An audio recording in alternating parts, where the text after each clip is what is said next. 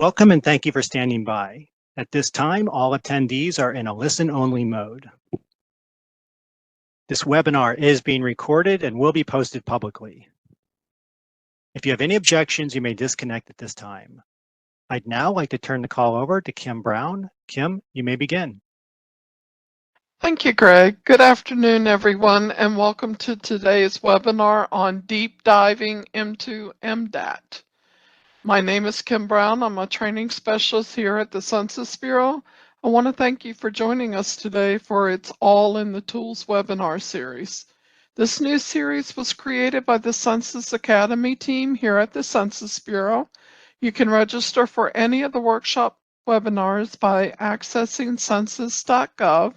We will post the workshops monthly for early registration. Just visit census.gov/academy. Please note that seating is limited, so first come, first served basis. We think these hands-on exercise-based workshops will be a valuable opportunity for you to learn from our experts about how to access the Census Bureau's data tools and resources. If you wish to follow along, take a moment now to open an additional browser to participate in the exercises.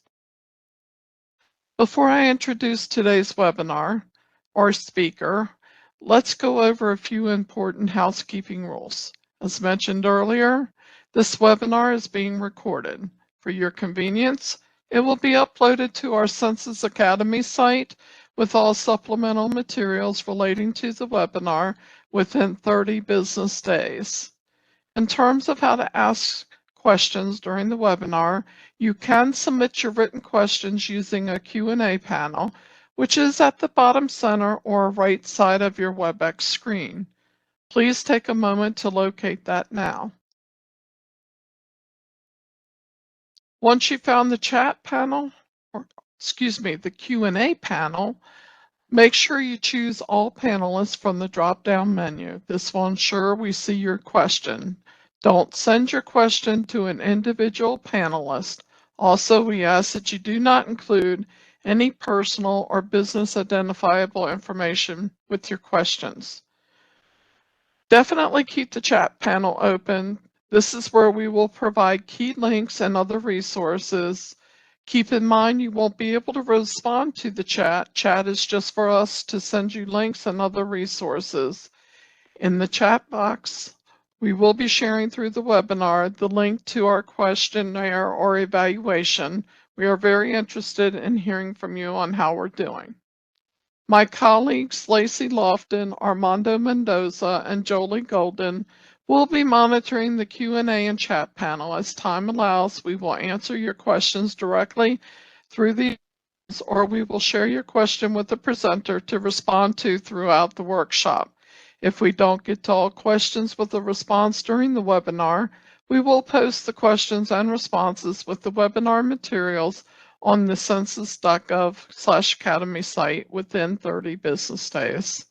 Again, as mentioned before, near the end of the webinar, we'll put into chat the evaluation link so you can tell us how we did today. This will populate as you exit the webinar and takes you to a white screen to complete the survey. We hope you'll take the time to complete, as we're always looking for ways to improve our training. As you know, we are in a virtual environment and sometimes technical difficulties might occur. If you are having issues, try a different browser such as Chrome, or consider logging out and coming back into the session. If you are having audio issues, try selecting the computer audio or calling into the webinar via phone. Now I'd like to introduce you to our speakers, Noemi Mendez and Nicole McKenzie. Thanks again for being here today, ladies. Noemi, you may begin. Thank you everyone for coming to our webinar today, Deep Diving into MDAT. Just a little bit about what we do here as data dissemination specialists. We are data experts and you can work with us to help solve your census data problems. There's a few ways you can do that. You can go to census.gov/academy, where on our website you can request a free data training like this for yourself or your organization. You can sign up to receive our short how-to videos called Data Gems.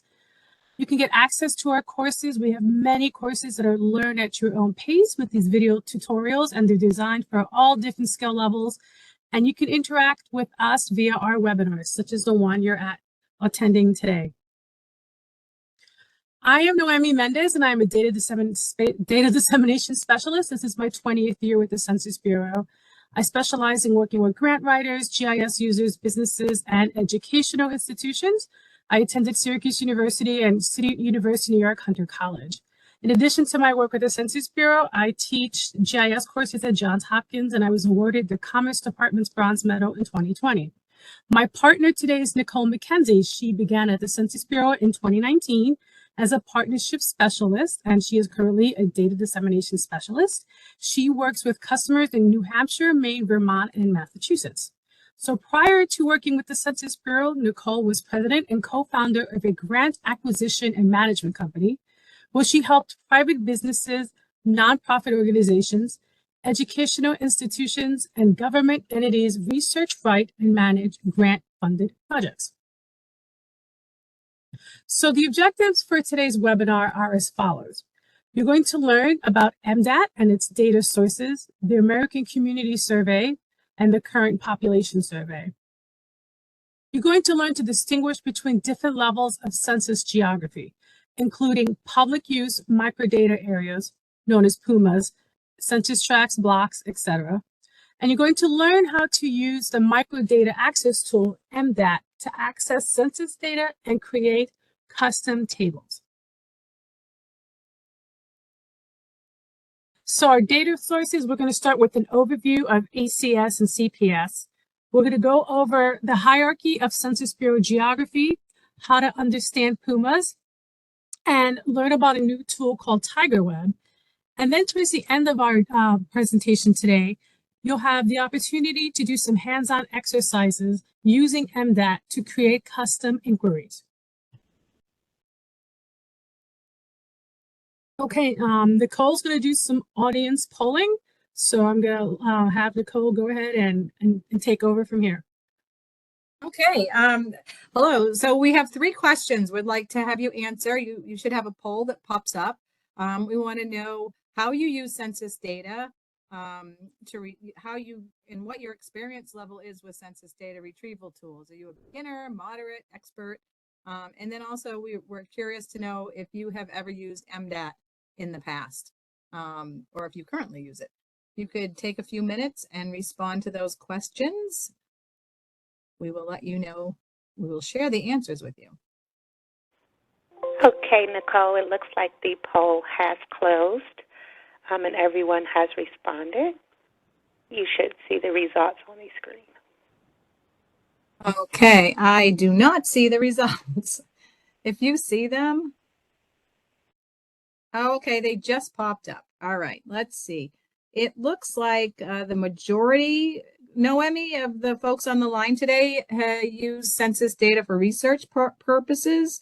We also have grant writing, decision making, and coming in, I would say, second, but the large majority is research purposes. Most people feel that they are a moderate user. We do have quite a few beginner and novices as well. No experts, but we do have some proficient users on the line.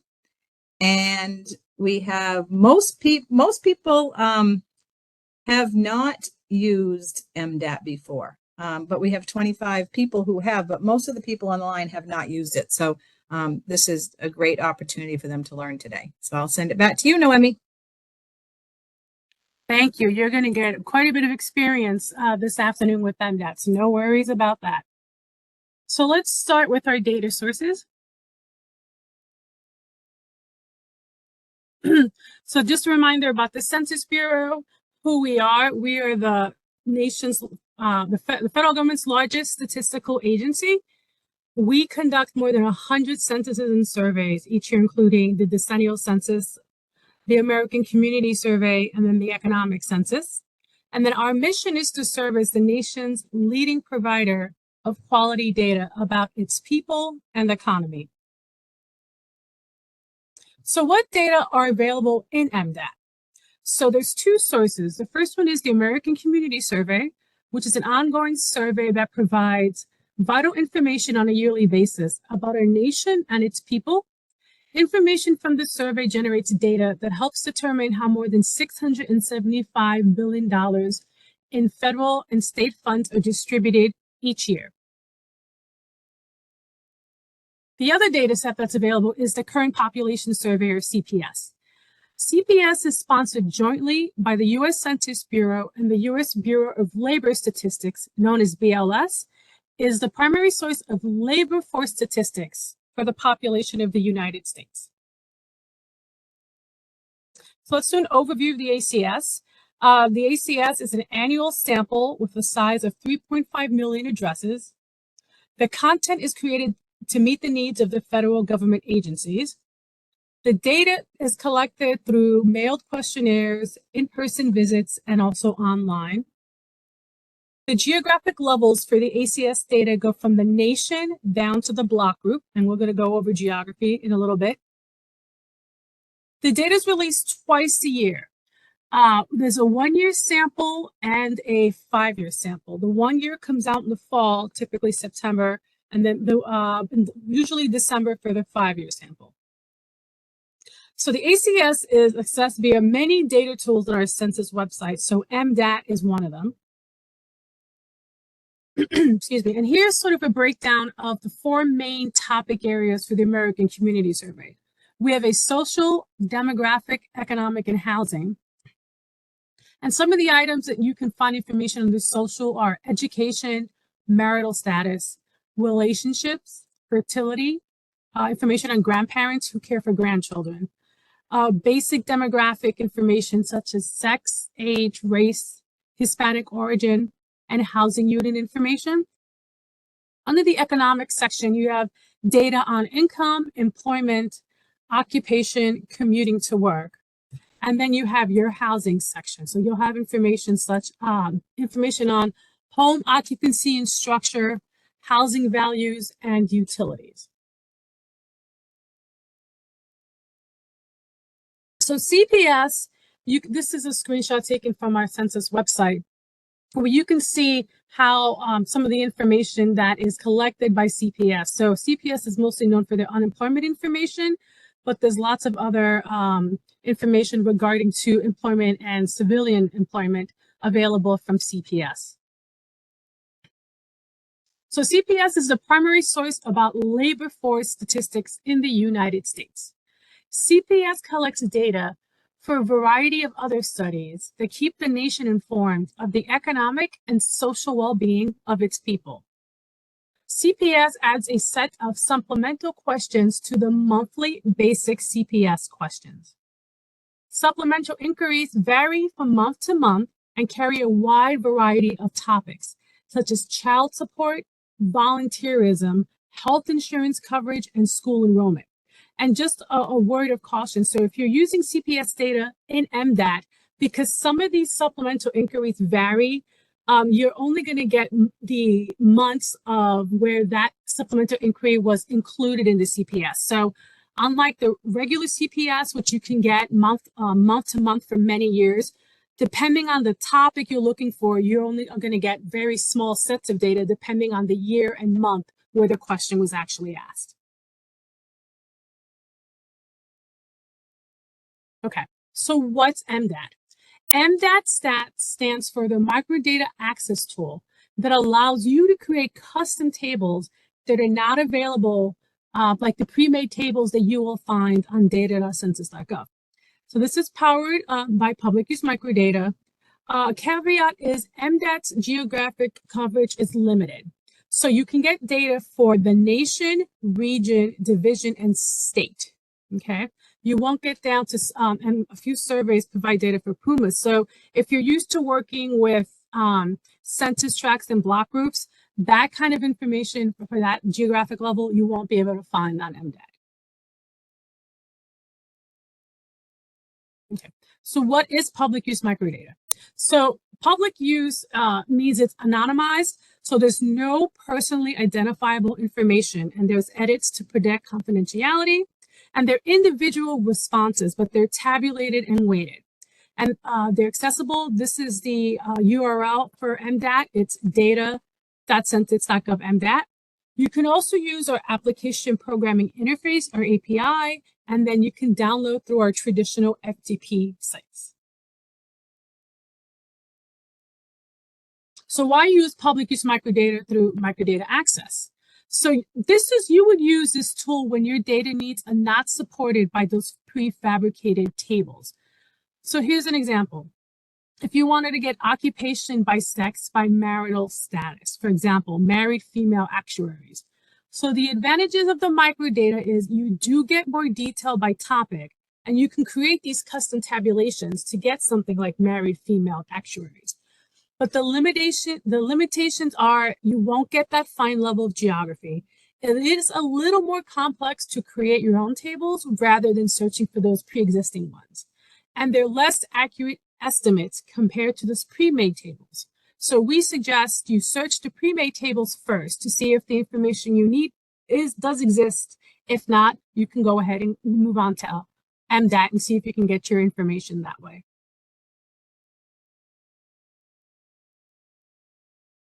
So a little bit about, we're going to compare data.census.gov versus MDAT. So for those of you who have used data.census.gov, you know it's tabulated data. So they're aggregate tables for geography. So for instance, you can go in and use your search and say, I want data for 2019 for Maryland. How many male workers were occupied in computer and math occupations? And your pre-tabulated table will give you that information. Well, for microdata, it's a microdata tool. So there is data behind it that's anonymized. So with the microdata is you can look at your microdata has those individual responses that are used and that are tabulated and edited so that they can be used on the microdata access tool. So again, data.census.gov provides those pre-tabulated data tables. There's more geography, but less topic, and then more precise data. While MDAT will provide you with access to create your custom tables, so there's more topic detail, but less geography. And then as Nicole goes through the examples in MDAT, you'll see how that works. So a little bit about the types of data set that are available in ACS under MDAT.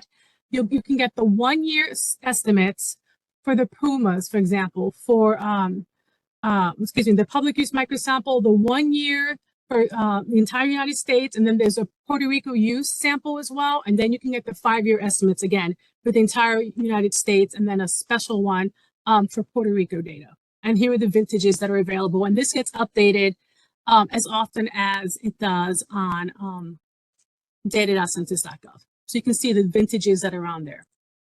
CPS, I just wanted to give you a snapshot of what's available. There's a lot of information that's on CPS. So you can get your annual, what's called the March supplement, and that goes all the way down in 1992 to 2022. And then your basic monthly, which is CPS is known for their basic monthly data, that goes all the way back down in 1989. And here's some supplements. So I wanted to show you, for instance, the computer and internet use supplement goes from 1994 to 2001. But if you're looking for disability, it's in particular years. So for instance, you won't get disability supplements as often as you would get with other supplements, just because that's when that question was asked during those particular years. So if you're looking for a particular data topic and it says it's available for certain years, it's because that's when that question was asked. Okay, let's move on to geography. So just a little quick geography primer. So this is a graph that shows the hierarchy of census geography from the nation level to the block. So we have census geography for the entire United States, Puerto Rico, and our island areas. And then here's an example of within a state, you can select, for example, a county. So we're looking at Colorado. Then within those counties, within that state, you have all the counties that are in that state.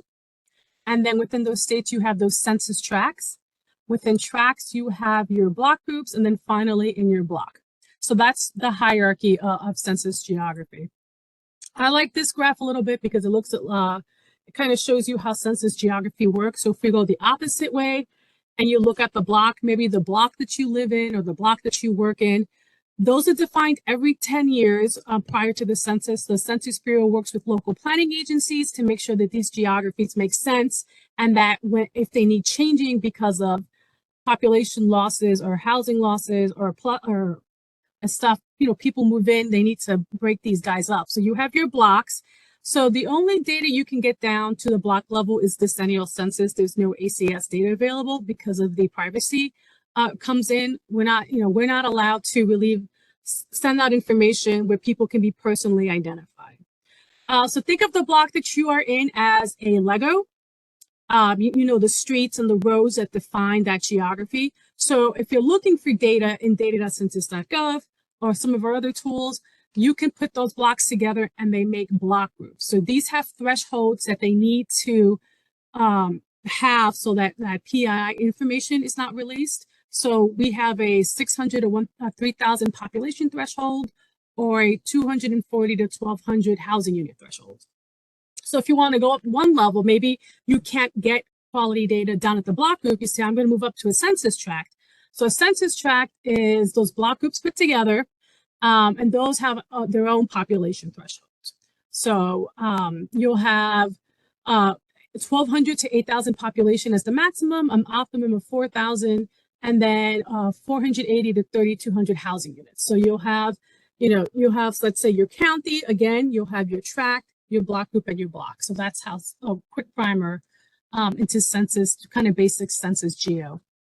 What's great about MDAT is you can get data for these PUMAs. So here's a tool that we have called TigerWeb, and I just wanted to show you a screenshot of Philadelphia with the PUMAs that exist for the city of Philadelphia, and these are wall to wall as well. So PUMAs can be used to identify most cities of 100,000 plus population in many metro areas, but not all. They have a unique 5-digit code within each state. They nest within states and they cover an entire nation. They're defined after each decennial census, and places like New York City, their PUMAs align with their councilmatic districts.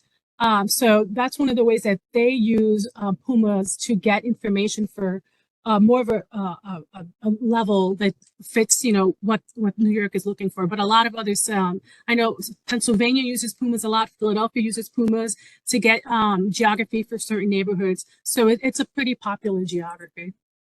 And finally, census tracts and counties are the building blocks for PUMAs. So this is just a screenshot, and Nicole's going to go over how to select PUMAs. For instance, this is an example for a data user who wanted data by PUMAs for the District of Columbia. So in MDAT, you would go under the Select Geographies tab. You would select PUMAs, select your state or state equivalent, and then you can go ahead and just check all of the PUMAs that you want data for. But the issue with MDAT is there's no visualization tool to see what these PUMAs look like. So one thing I suggest you take a look at is TigerWeb, and this is one of my favorite tools. I think it's underutilized. It helps you visualize all the boundaries for all of the geography for the United States. So there's a couple different vintages. You would want to use TigerWeb. So you can even put in an address. Let's say you can put in an address for a library or your home address, and you say, I want to know what are the census tracts around my address. You can use this tool to go ahead and visualize, and you can click down to a small level of geography and say, okay, I want to know what tracts I want to use, so I can maybe use data.census.gov, and I know what the number of the tracts are. You can visualize them and then use them to pull geography for. It's one of my favorite tools. And again, here's just a snapshot of what that tool looks like. Before I hand it over to Nicole, I just want to let everyone know that there is a document that really helps you understand more about those microdata sample files. This is the user guide. So there's a URL. It's a great document. It'll give you everything you ever wanted to know about using the ACS with the PUMA sample file. So it's a great document to look at after this webinar, and it'll help supplement your knowledge. Okay. And again, there is the URL. This is what the MDAT screen looks like. Once you, this is the homepage. And we're going to move along to Nicole, who's going to do our MDAT demo. All right. Thanks, Noemi. That was great. Noemi provided some great information that's going to help as we go through these examples. And as Kim had said in the beginning, hopefully you have your browser open or a second screen where you can follow along. We're going to go through 4 examples. The first 2, you can follow along the screen with me. And then the second one, the third one, I'm going to slow it down a little bit and have you really try to move along and find the answer with me. And then the last one, we're going to give you a few minutes and put some little hints for you on the screen so you can try to do it on your own. And then I will come back in and show you how to do that. So the first example that we're looking at is we have a statewide healthcare organization in Texas, and they provide services for persons with disabilities. And they're wanting to know how many persons with disabilities have limited English skills in Texas, because they're looking at possibly offering language assistance. So I'm going into MDAT now, and we will find the answer for them together. Nicole, pardon me, this is Greg. We were not seeing your screen just now. Were you seeing you should be seeing the microdata access, the slide? Yes, we are seeing the slide. Pardon me. Okay, now you should be seeing the Census Bureau landing page. Yes. Okay. All right. Thank you. Thanks, Greg. Okay, so here we are. I want to show you how to get to MDAT. There's several different ways, but if you go to our landing page and you go to the data and map section, hover over that, you can go over to the right and you'll see data tools and applications. You click on that.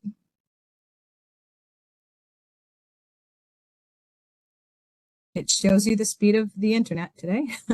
Okay, so here are the data tools and applications. We have 2 pages of data tools and applications. Census Bureau has 58 different data tools. We're just covering one today, which is MDAT. So if you see anything on here that looks interesting, come back to Census Academy and check out some of our other webinars.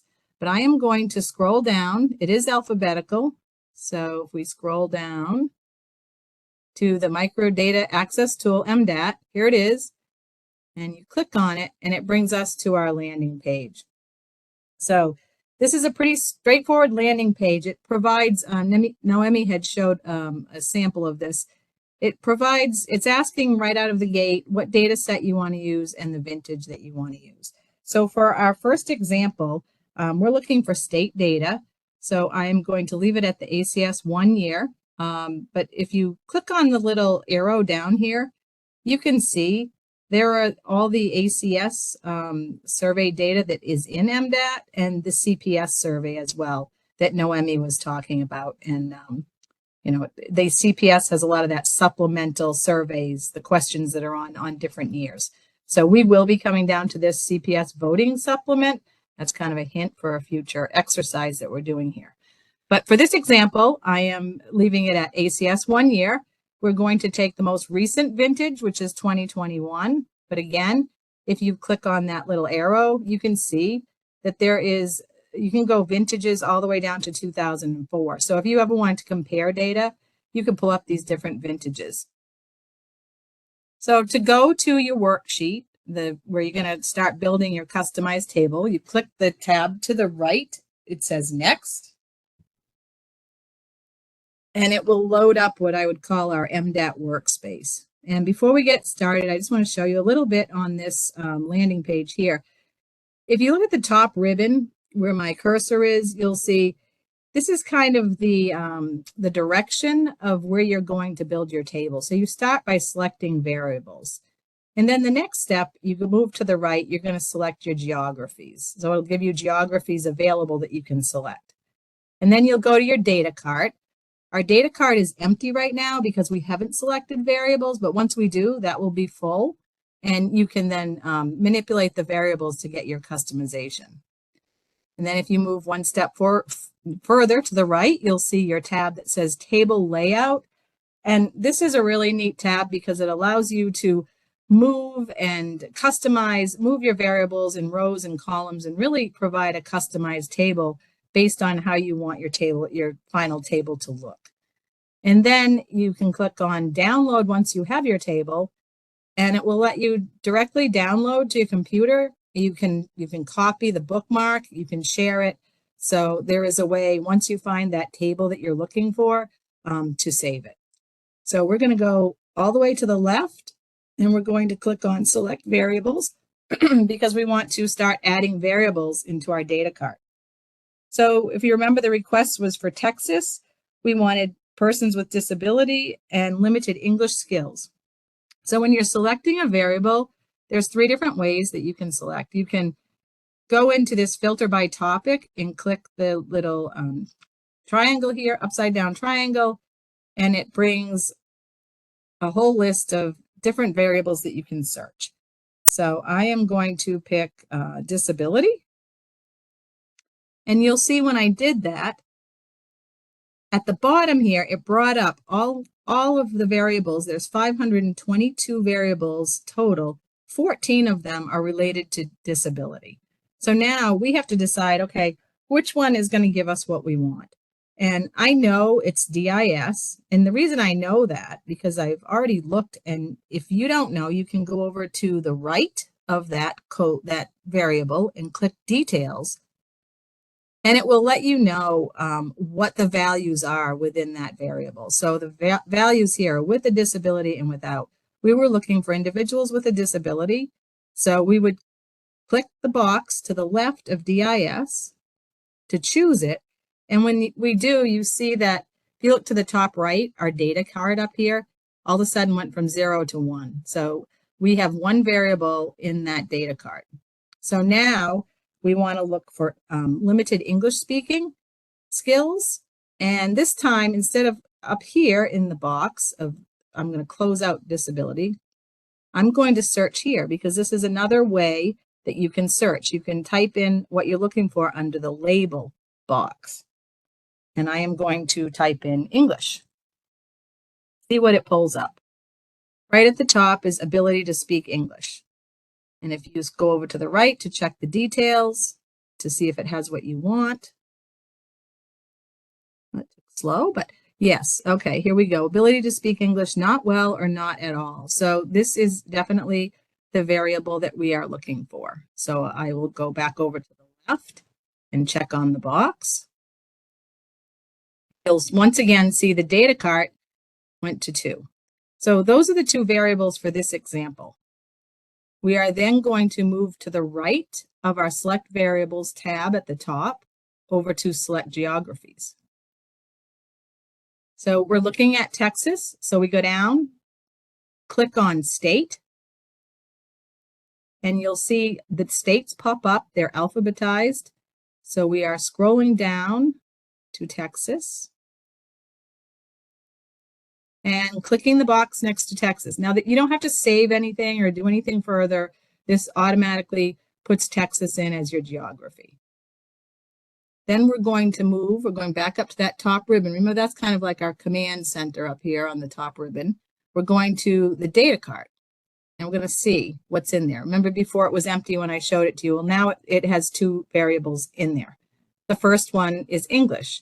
If you click on that, over to the right, it shows you the values which are in that variable. So when I look at these variables, we can leave all of these if we want. They will all show up on our customized table. But if we're not interested in all the variables that are here, we can uncheck the ones we aren't interested in. And for our example, we only want to know individuals who have limited English speaking skills. So we're going to just leave not well or not at all. We're going to get rid of the other variables, so they won't even show up on our table. I'm going back to the left, and I will click on DIS, the disability.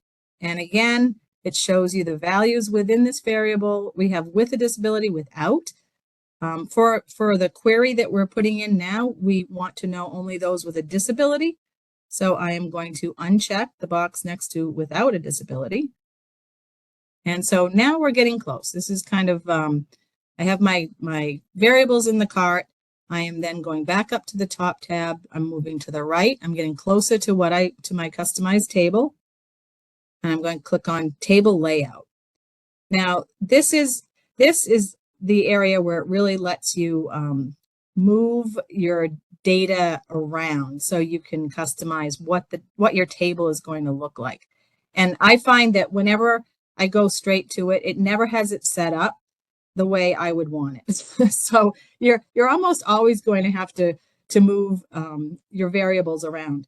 And how you do that is, first of all, it has Texas down here for a row. I don't want that. I tend to put the geographies into the column section. I think they look nicer across the top, especially if you're comparing geographies.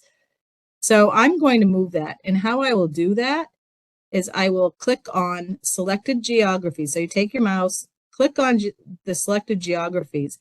You're going to hold and drag that and then let go and drop it into the column section. So now I have everything into the columns. You can see when I did that, it kind of changed the visual appearance of what the table is going to look like. Well, that we wouldn't want. So I'm now going to click the disability and I'm going to drop that down into the rows. So that moved it down. And I'm going to bring English down as well. So we will slide that down and drop it. Okay, this is how the table is going to look right now. If you don't like this look, you can actually click again English and just switch it with disability so it changes the look of your table. However you like it. I think I like it the other way, so I'm going to switch it back. So here we go. So we have our variables, we have our table layout, and then the next step is we need to get our data. And how we do that is we come down to the right-hand corner of the screen and we click View Table. And when it first pops up, it doesn't look like a table because the table is down below that. So you have to go to the bottom and see here it is. So if you were looking for this information, here's the answer. So the organization would see that there are 274,105 individuals who have a disability who live in Texas who have limited English speaking skills and may need some interpretation assistance. So before we go to the next example, I want to show you how to change geographies really quite easily in this. So you have Texas, but now say you wanted to know a little bit more about maybe the Austin area. So to do that, you can slide back up to the top and you'll see there are buttons here. This details to the right, this allows you to actually take off that the details on the top and just it pulls up your table. I like to have the details on the top sometimes. It allows you to download and share. But then there's a button here that says Customize Variables. You can click on that. And what that does, it brings you back to that worksheet space that we opened up. And it allows us to go back to the left and select geographies. And this time we're going to look at the Pumas. Noemi had mentioned about Pumas. I'm going to click on the Puma. And when you see the Pumas pop up, what we're seeing now is a big long list of all the Pumas in the United States. To find what you want easily, or somewhat easily, if you look to the right, the far right, you'll see it is still alphabetized by state. So what we need to do is we need to kind of scroll down until we find Texas. So I am scrolling. And I wish there was an easier way, but this is how we have to do it. Let's see. Tennessee, we're almost in Texas. Where is Texas? Here we are, we're in Texas. Okay, so we're in Texas. We're looking for Austin. Now, this is the Pumas are not alphabetized here. So, otherwise Austin would be at the top. So we just have to keep scrolling within Texas until we find Austin.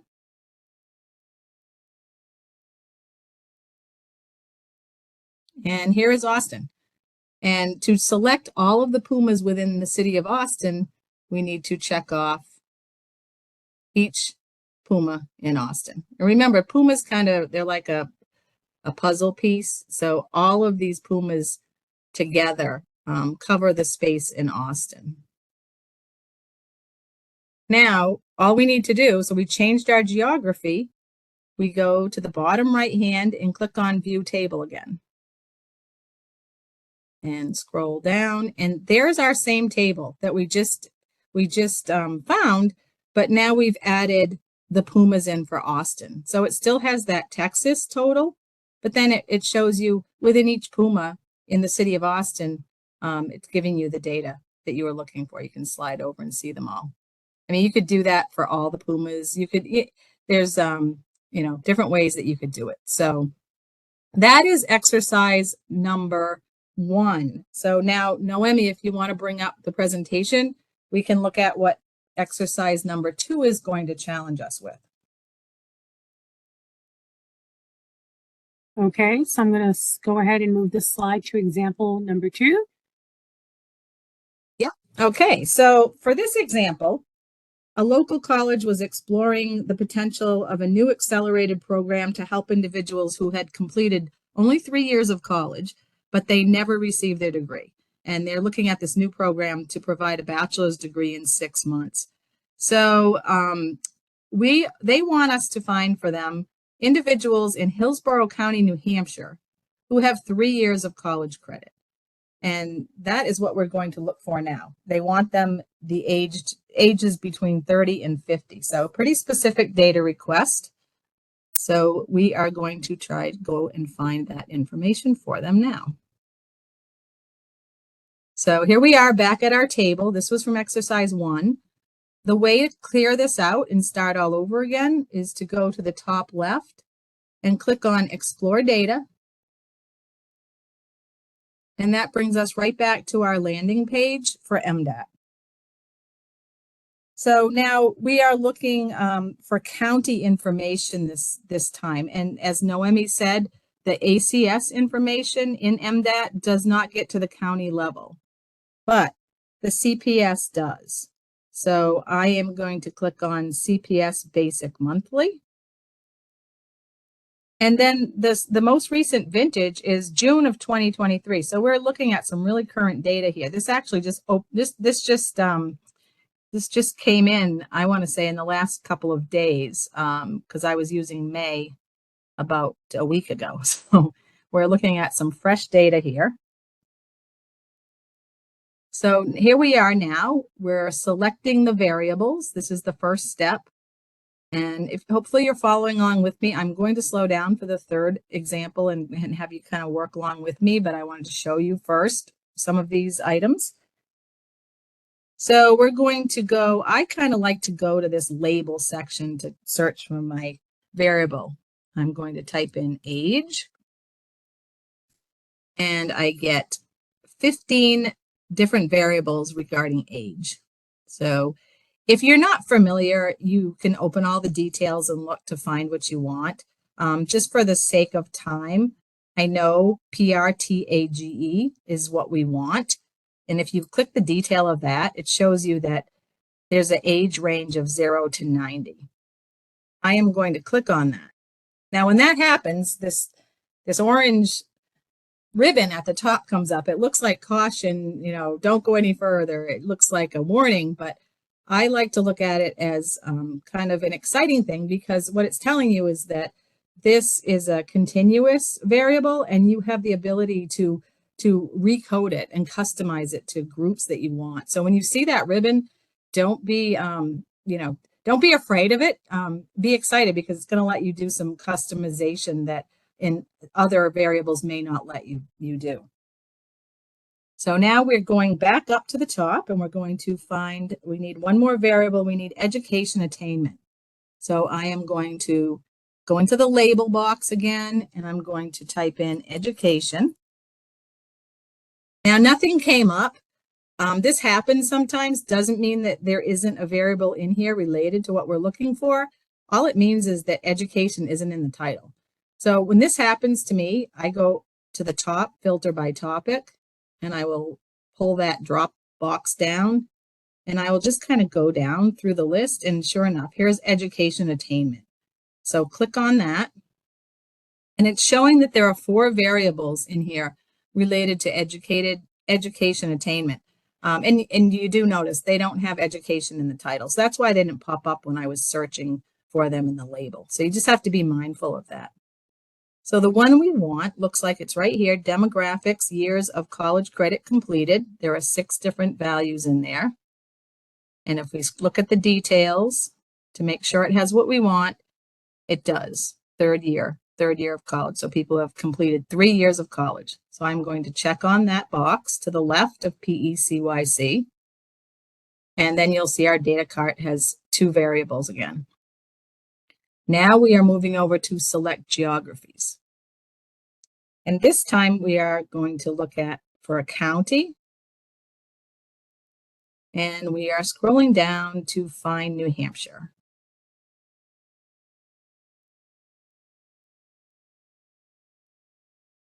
And Hillsborough County was the county that the request came in for. So we have that. Now we go into our data cart. Now here's where the fun begins. And honestly, I know that some people, when they first look at this, it's intimidating, but once you know how to recode, it's really fun, and you can recode any different way you want. So this is really where you can get into customization in MDAT. That allows you to do so much more than the data tables that we have in data.census.gov. So we're going to recode. How do you do that? First step, you click create a custom group. And here's that 0 to 90 range. So we're creating our custom group. First thing I recommend is when you create your custom group, where it says group label, you name it. When I didn't do that first, sometimes I forgot to name it, and it was named not else. It was still named not elsewhere classified. So we don't want that. So I'm going to name this ages 30 to 50. And how to get ages 30 to 50, we need to change our range here. There's a couple of different ways you can do that. You can, the little arrows, when you hover over the bottom range of 0, you see 2 little arrows pop up. You can click the top arrow and it will increase your bottom number. You could actually just type in 30. That's easy sometimes. Or if you have good dexterity and you can work your mouse well, you can click on the dot and you can slide it to the left. You can bring it to 50. So there's your age range, 30 to 50. Don't forget to save the group. And what you'll see is, okay, we have a custom age group that we've created. So now we're going to go up because we still have a not elsewhere classified. We're going to edit this group, because what that is, we took out the 30 to 50 year olds, but we still have 0 to 29 year olds, and we still have 51 to 90 year olds. So we want to create 2 more groups here. So the first one, I'm going to check this 0 to 29. I'm going to name that under 30. And I don't have to change anything because it's kind of already where I need it. So I just need to save that group. And the last remaining group is sitting here in not elsewhere classified. You edit it, you name it.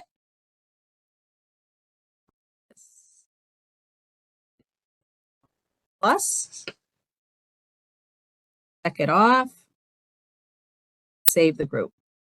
So there are 3 custom age groups, and you can customize, you could split this any way you wanted.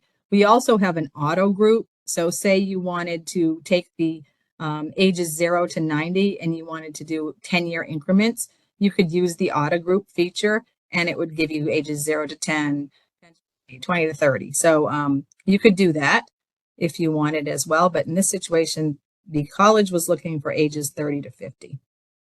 So that is done. Now we're going back over to our variables, and I want to look at the PECYC, which was the variable, the number of college credit years completed. I click on that and it shows me again what is going to be on the table, what the values are within this. Do we want all of these? If you keep them all checked, they're all going to be showing up on your table. So for this example, I just want that third year. This is what the college, that was what they wanted. I'm going to uncheck the others and leave that third year. So there, we have our cart, we have everything. One of the things over here on the left, you're seeing, you still have the age, the original age variable, and you have your recode. This RC1 means you've recoded the age.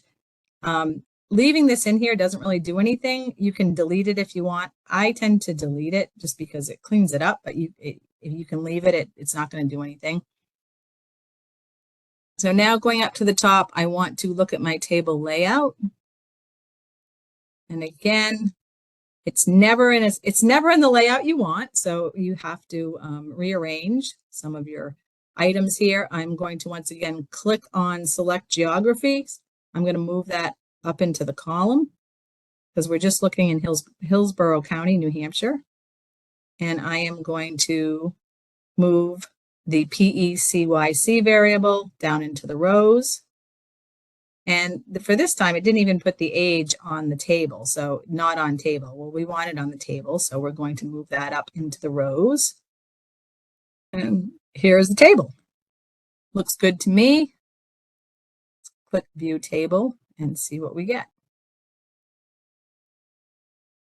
So here's the answer for the college. Individuals between 30 and 50, 3,505 individuals live in Hillsborough County, New Hampshire. They've completed 3 years of college, and they may be interested in that new program. So that's good to know. So that is the end of exercise number 2. Now we're going to exercise number 3. I'm going to slow it down. Hopefully you have a browser and or another screen open, and you can follow along. Noemi, if you want to pull up exercise number 3, we can show them what that is. And thank you, Jolie. Jolie's been the person that's putting the exercises in the chat, so you can kind of follow along with that. So for exercise number 3, Worcester County in Massachusetts, they want to analyze the main reasons why residents didn't vote.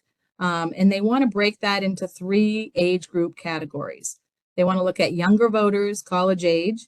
They want to look at the working age, 23 to 65, and they want to look at older or retired individuals. So we are going now to see if we can find that answer for them.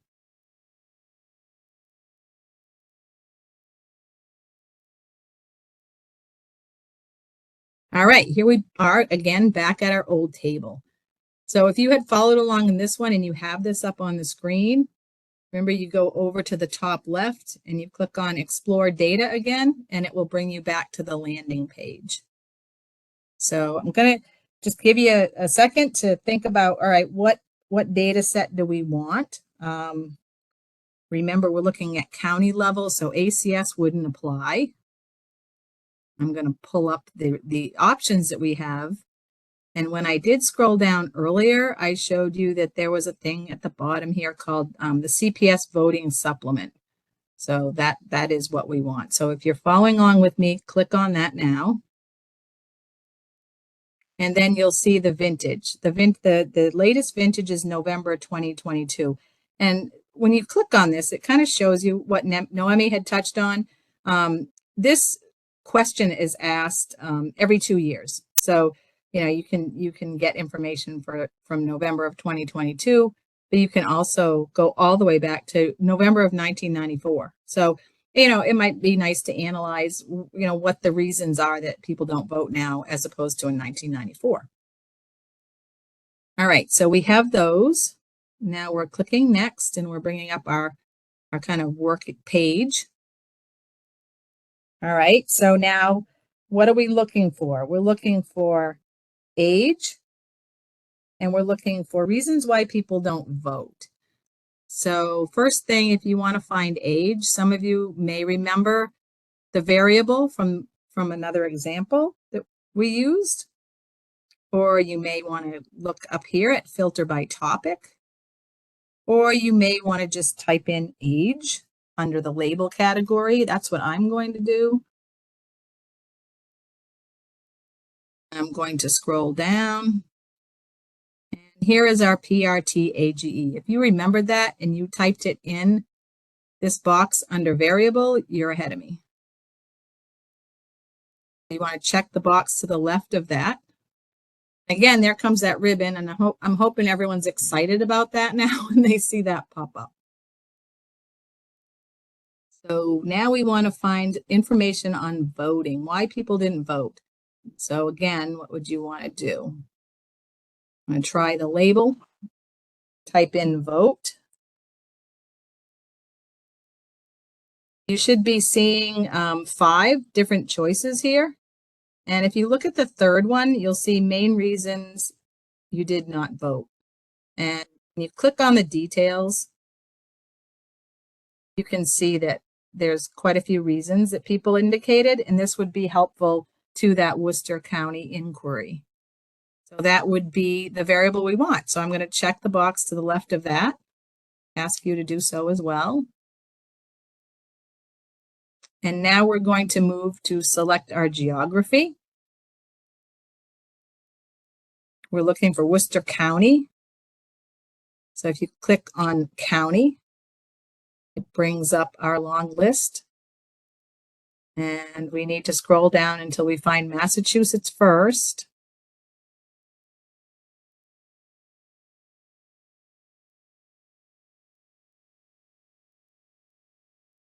And there's Worcester County.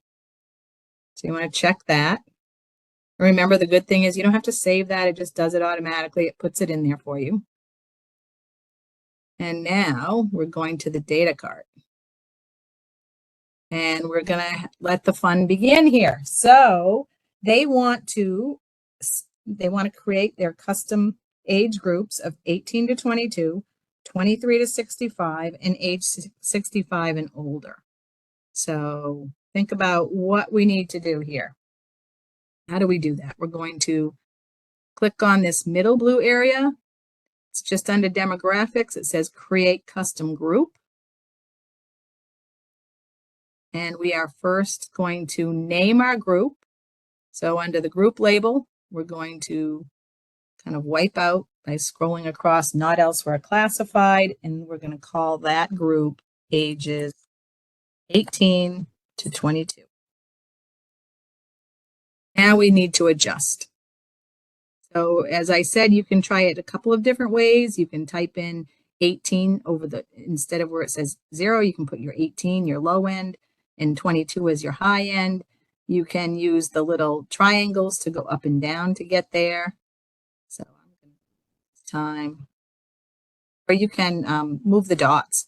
You can click on the dots and scroll them. So once you have your 18 to 22 age range, and don't forget you had to label it, give it a name, you're going to save that group. Now we go back up because we have just one group now. We need to go back up into kind of the ages that were left here to fit this group.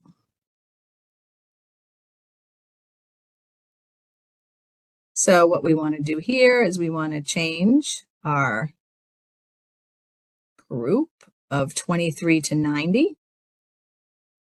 And I'm going to put I'm going against what I said. Name it first. So we want 23 to 65. Now 23 to 65 would actually be ages 23 to 64, because then we want that last group to be 65 plus. So I'm putting in ages 23 to 24. Check the box. Adjust your high end, which is right now 23 to age 90. You're going to bring that down to 64. Save your group.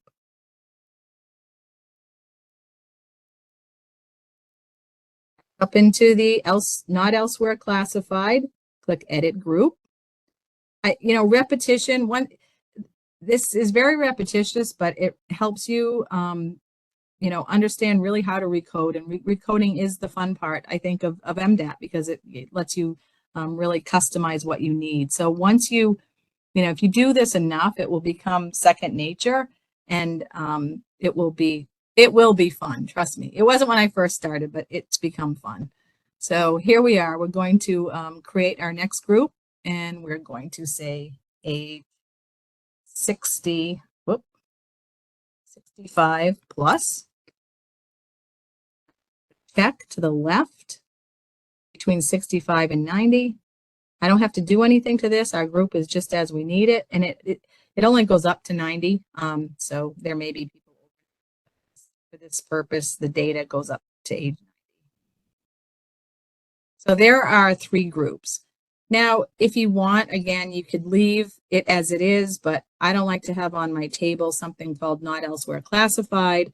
So I am going to edit that group to clean it up. These are really not of voting age, so I'm just going to name that not of voting, because it will show up on the table. So it'll understanding of what that is. To check, put the checkbox next to it, and save the group. So there are your groups that will be on your table for the ages. Now we're going back over here because we want to look at reasons why people didn't vote. So if you go to the left and you click on PES4, that's going to bring up all the values for that variable.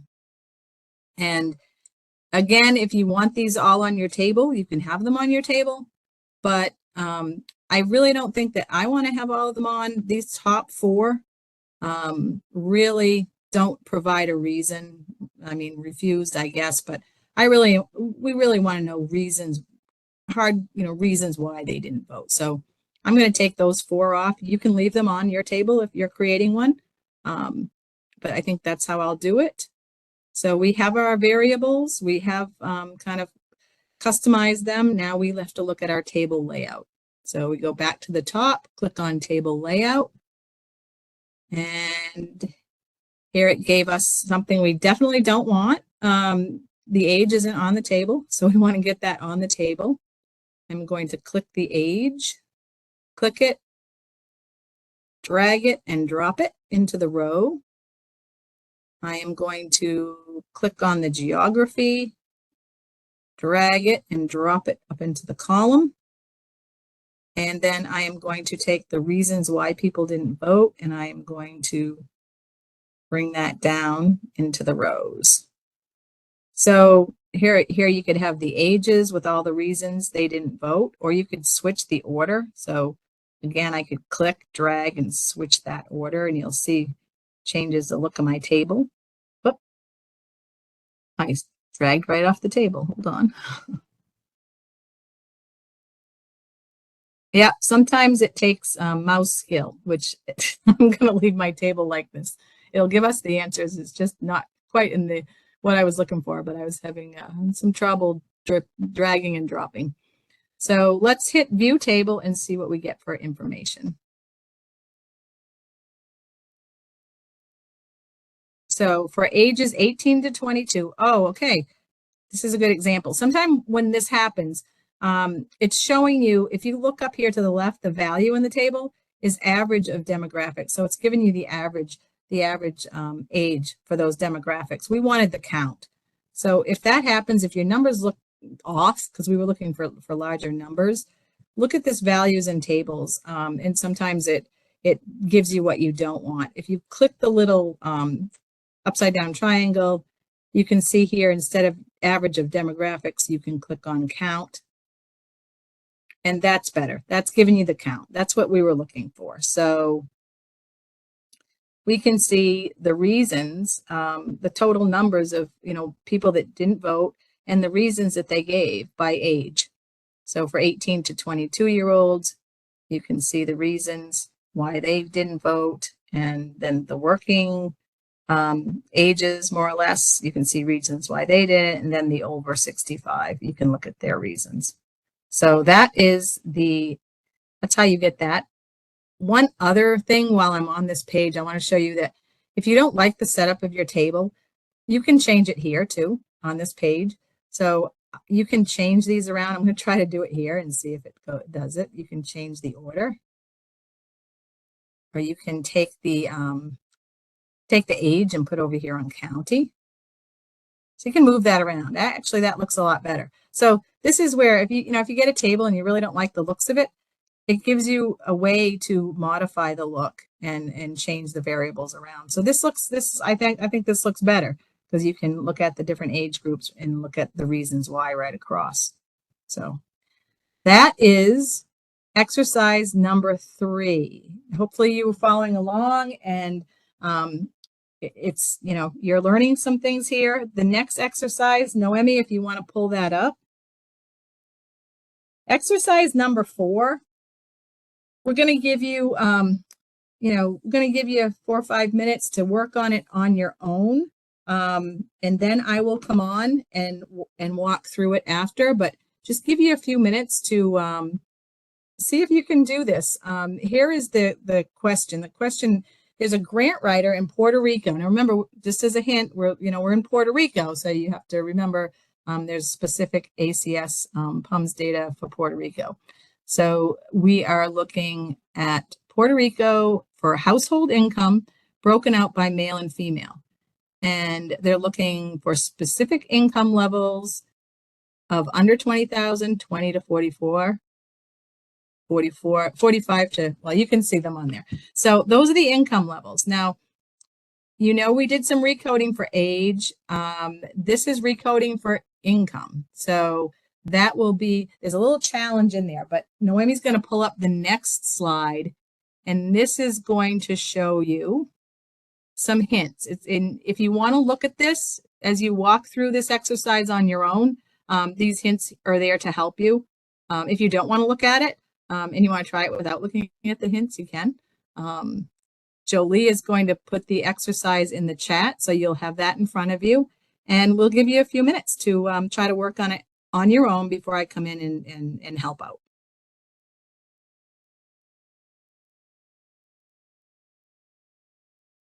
Okay, we've given you a few minutes. I know it wasn't a lot of time. Hopefully you've gotten far, you've been able to get through it a bit. I'm going to go through it now, and hopefully you found your way through as well. There was a couple of little areas in there. So the first thing you wanted to do was you want to look at the ACS. We asked you to look at the 5-year estimates, Puerto Rico. We're leaving the 2021 vintage. And we then go into selecting our variables. So we're looking for household income. I'm going to type in household income. Pulls up a variable HINCP. Hopefully you all found that. And there's our ribbon at the top that makes us know that lets us know we can customize that. So that's when that comes up. Looking at our second variable, and sex. So now we're going to our geographies. We were going to the PUMA level. And because this is the Puerto Rico 5-year, it's all just Puerto Rico. So these are all the PUMAs in Puerto Rico.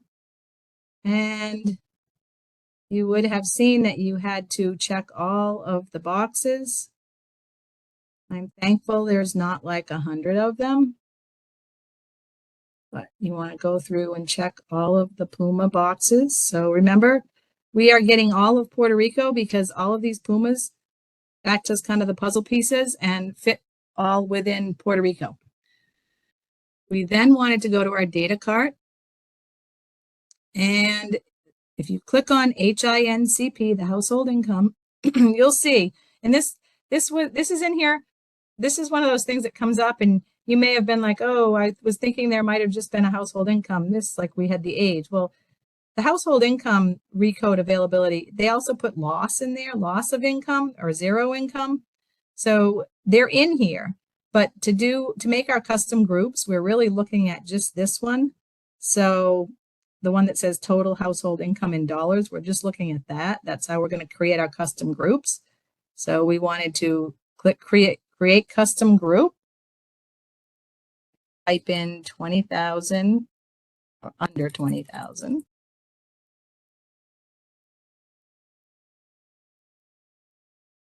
And then we're looking at this group right here, total income. We are going to top end 19,999.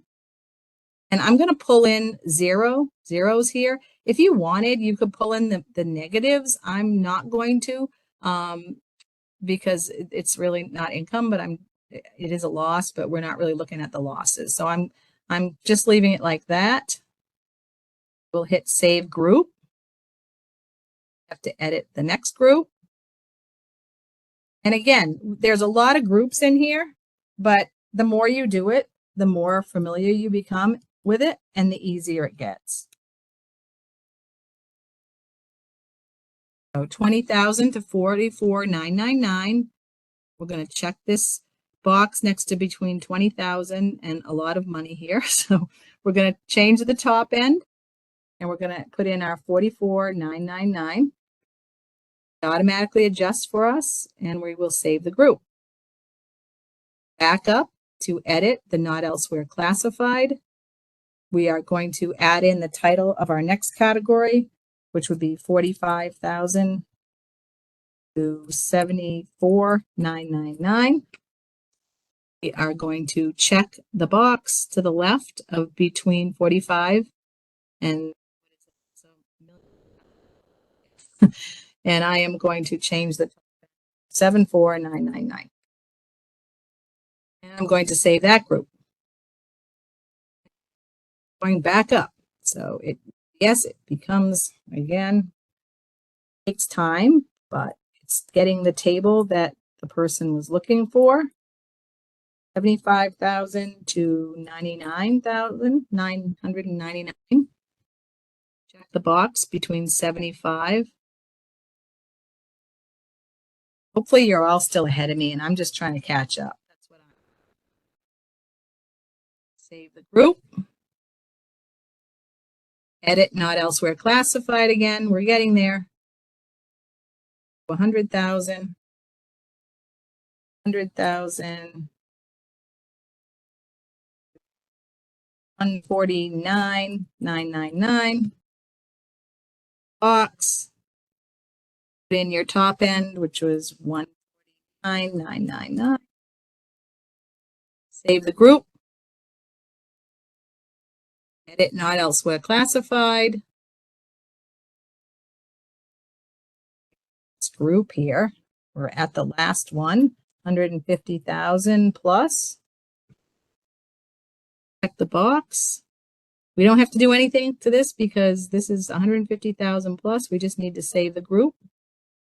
Right, so there are the categories of income that they wanted. We still have this elsewhere classified.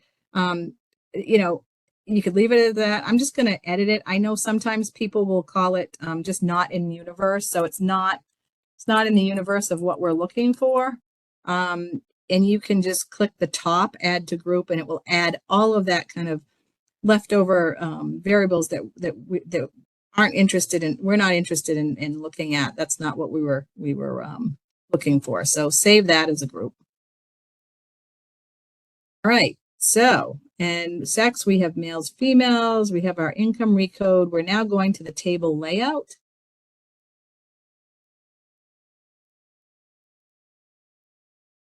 You got to this point. Hopefully you were able to grab your geographies and maybe put them up on to the column section. I'm going to drag sex down to the rows and I'm going to get the income on the table. It wasn't even on the table. So here you go. You can rearrange those. Oh, it worked for me that time. All right. So here is the format of the table. And if you look, it has all of the different pumas in Puerto Rico. I'm going to click the bottom right view table. I'm actually going to minimize this. Remember, there's this details tab here. You can click and it will minimize it and just bring up your table. So here's our table. This shows what exactly the grant writer was looking for. It has all of the pumas in Puerto Rico, and it is giving us our income brackets, and it's breaking it by the difference between males and females. Also, another handy feature, because I can't read the income brackets here, you can click and you can drag that so you can actually see what's in that column. So there is the final table. And I'm going to turn it back to Noemi now, and then we'll wrap it up. And if there's any questions that didn't get answered, Noemi and I will try to answer them for you. Noemi?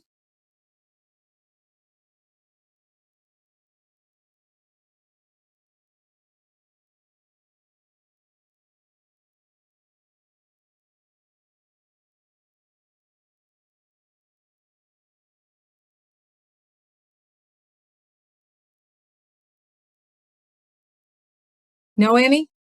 We can't hear you. Oh, sorry there. So here's the Okay. key takeaways from today's webinar: that MDAT is a really great tool for using microdata. 2 data sources only, ACS and CPS. It has more topic detail, but less geographic detail. It's great to create custom tables, and you saw how Nicole was able to really create some really cool tables using MDAT. And for more information on MDAT, there are plenty of Census Academy videos on the tool. So if you're looking for more information or kind of want to brush up before you deep dive into MDAT, that's always a great resource. So thank you for joining us today. Nicole and I were very happy to show you this really awesome tool. Nicole did a really great job. Again, subscribe to Census Academy for more information. If you have any data questions regarding MDAT or any of our other tools, you can get in touch with us at census.askdata@census.gov or give us a call at 1-844-ASK-DATA. And that's all we have for today. This concludes ladies, today's webinar. Oh, please go ahead. Just Sorry, a moment, Greg. Greg. I had one Lacey's thing got I a was going to ask for question. clarify. I do. Sorry. Thank you, guys. We had some awesome questions in the Q&A. There are about 4 that are really specific. I want everyone to know I saw them. We'll reach out to you regarding those. There were some waiting questions and some things that were really specific. We did have a question that came up multiple times about like county availability and things. And I was wondering if you guys would take a minute to discuss what's available kind of through ACS in general versus what's available in this tool. So like, yes, ACS produces data at different geographies, but then what's available in this tool is kind of a subset of that. Would you mind speaking to that for just a moment? Noemi, you want me to take that? Sure. Okay, in MDAT, if you want to get information at the county level, you have to look at the current population survey information. So even, I know it seems strange because in data.census.gov, you could use 5-year ACS and you can get, right down to the census tract and the block group level. But in MDAT, you cannot get to the count. You can't get county data through ACS. It's only available through the CPS surveys that we have listed there. And that's why for the county examples, we use that CPS voting supplement and the CPS monthly. But if we wanted to find county information, if you put in any of the ACS as what you're looking for in MDAT, you're not going to have county as an option. You're only going to go down as low as a PUMA. Yeah, perfect. So we definitely produce ACS data at the county level. It's just not available through this tool. So I just wanted to make sure that that was a question we got over and over again. Right. So that's just a thing that's available within the tool. So I will send out, I sent out to the individuals some of the geography information for ACS, but I just wanted to clarify, this is an amazing tool. It's got amazing capabilities, but it doesn't have all of the data available through, either ACS or the current population survey. It just has these limited geographies as you guys just recapped. That's it. Thank you so much for letting us answer that one last question. I'll turn it back over to you, Kim and Greg. Thanks, Lacey. So Thank you very much, Noemi and Nicole, for this excellent webinar. And I know our viewers or attendees appreciated it as much. Before we conclude, I'd like to thank everyone who played a role in today's webinar. And also, of course, thank you to our audience for spending your time with us this afternoon. Please take a moment to fill out the evaluation by following the link provided in the chat. Look out for the recording and the PowerPoint from the workshop on Census Academy by visiting census.gov/academy. That brings us to a close, so we thank you again and hope you have a great afternoon. Greg? Thank you, Kim, and this concludes today's webinar. Thank you for your participation. You may disconnect at this time.